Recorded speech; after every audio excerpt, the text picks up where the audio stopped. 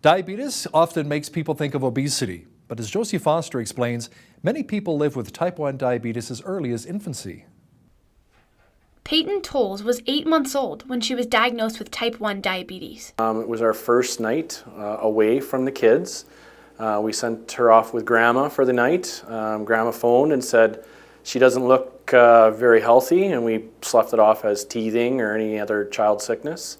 The whole next day she was not the same. We ended up taking her to the hospital the next morning, found out the hard way that her blood insulin levels were off the charts, and we found out she was type 1 diabetic. Tolles is a grade 5 student in West Lethbridge.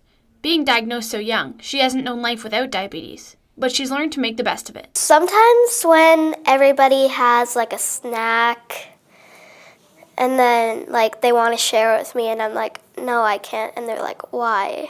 I just say that I'm a robot and they're like, oh! She's very good at counting the carbs of what she's eating, figuring out what's good for her, what's bad for her. Peyton's dad, Greg, organizes a local fundraiser every year to help send diabetic kids to a special camp. This year, Peyton actually went to that camp for the very first time. The fundraiser this year was a poker tournament. We came up with the idea because we have to poke her all the time to get our blood sugar numbers. Our grand total that we raised this year was $16,400.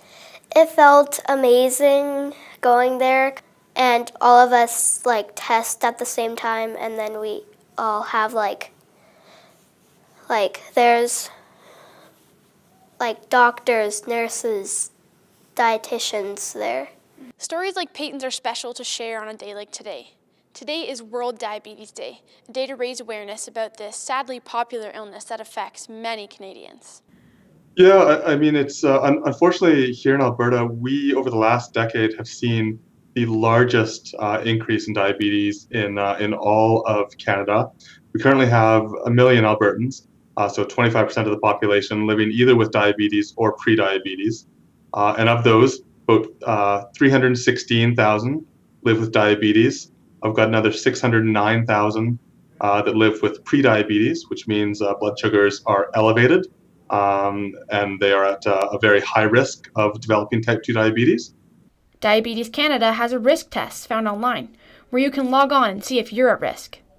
People think diabetes these days, they tend to think type 2 diabetes. That's by far the most prevalent form of diabetes out there. About 90% of the population lives with type 2 diabetes, 10% with type 1.